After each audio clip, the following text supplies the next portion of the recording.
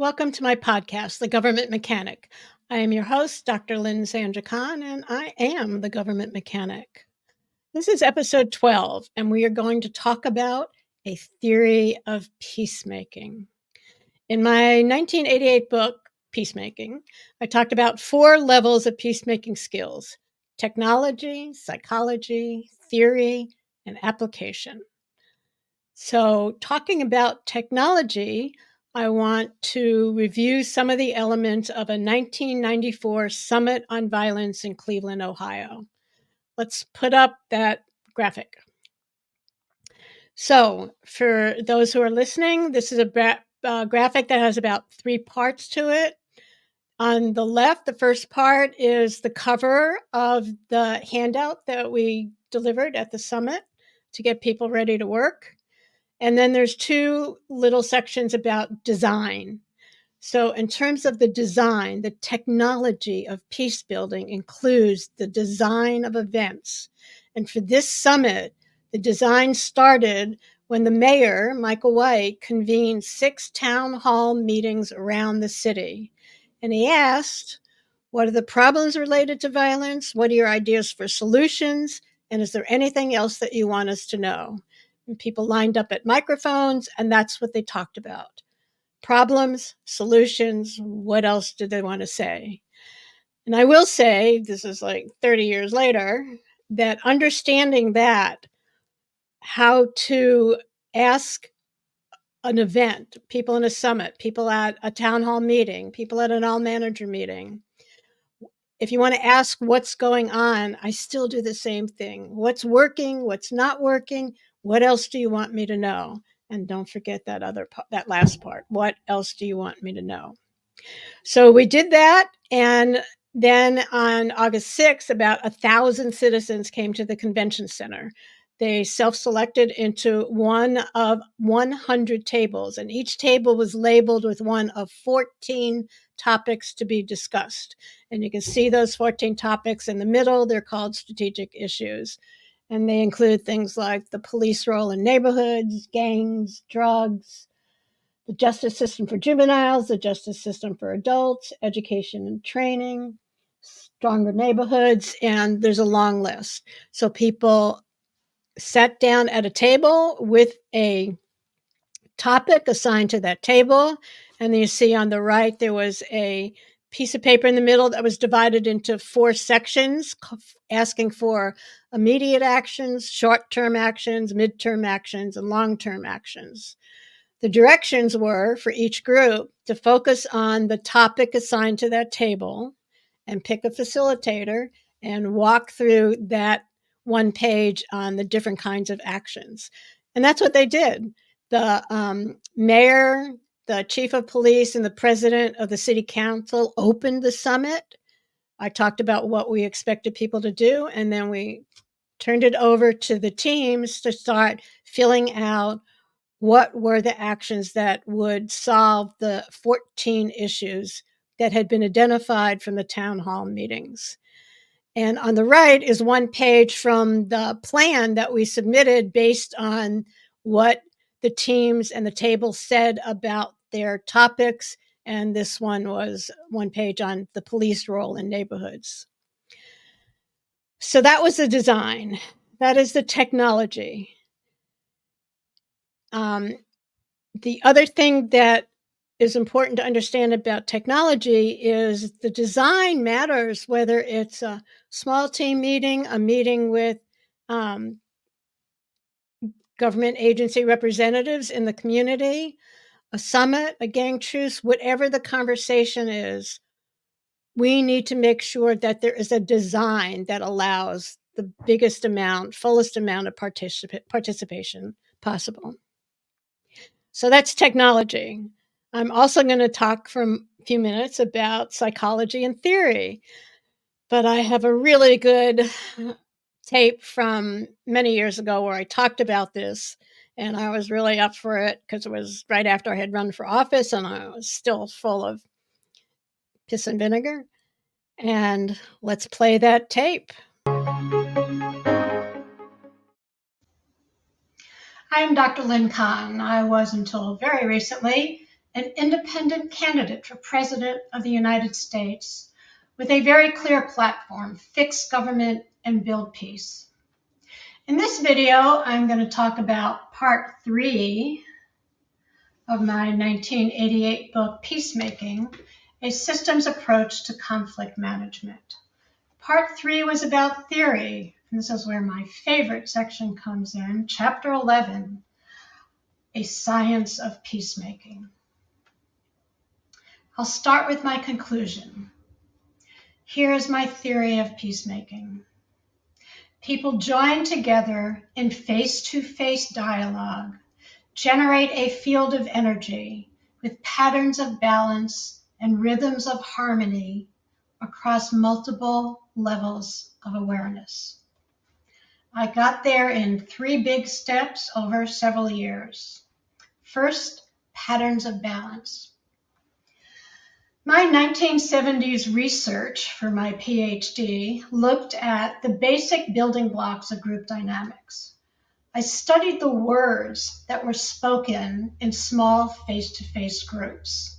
The words were assigned to categories. So if someone used the word hate, that went into the anger category. Understand went into the support category. Hurt went into the pain category. Think went into the analysis category. I fed 250,000 words into a computer and did what's called a factor analysis, and this is my interpretation of that data. In face-to-face conversation, patterns are composed of paired opposites, each with the potential for extraordinary balance.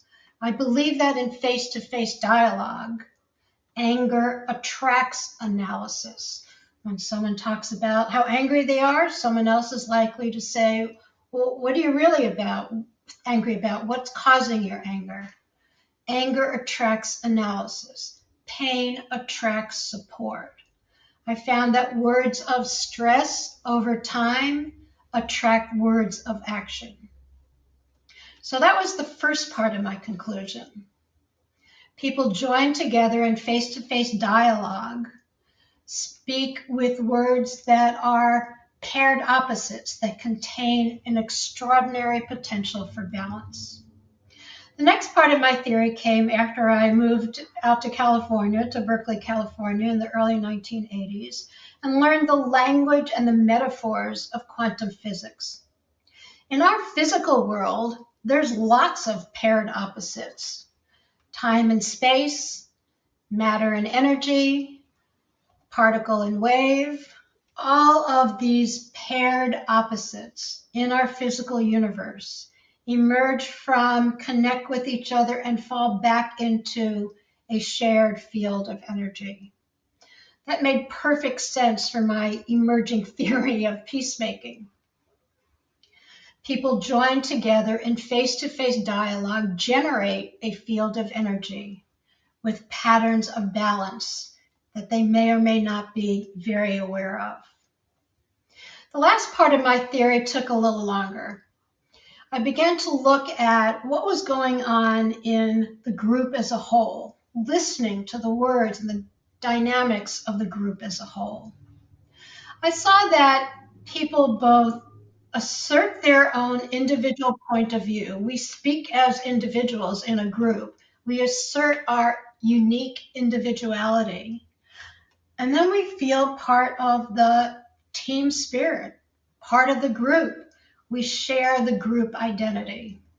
And it's this rhythm of separating out as an individual and then joining together and feeling part of, separating out and belonging to the group. This rhythm is also part of what happens in group dynamics and in face-to-face dialogue. And that's how I finished my theory of peacemaking.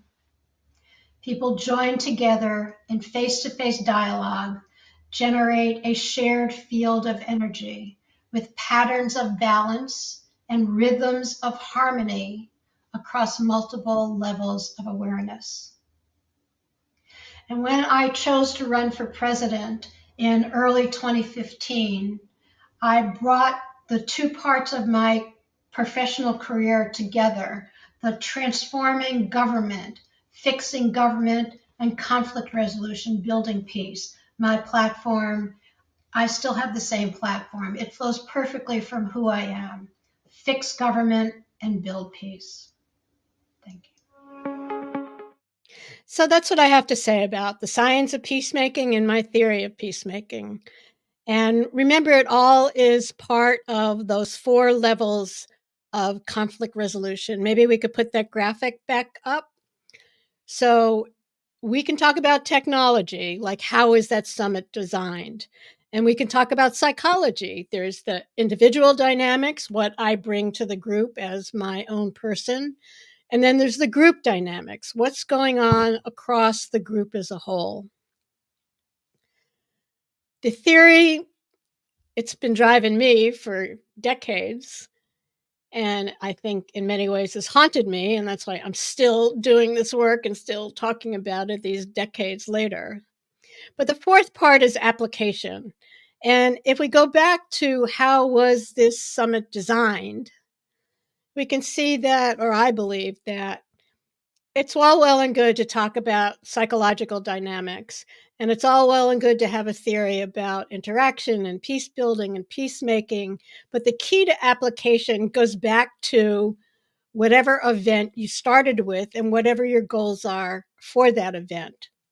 So for this summit on violence, the goal was to create a strategic plan related to the 14 topics that 1,000 people talked about and distribute it widely.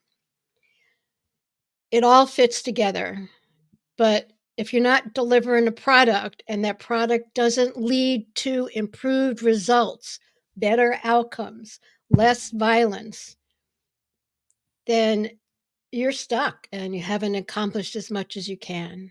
So the key for me is a well-designed event, recognizing that there are all kinds of dynamics on all levels happening within that event. But the moderator or director of the summit or conference or town hall meeting has to understand that the focus is on the problems, it's on the content. It's what are these issues? What are the actions to be taken?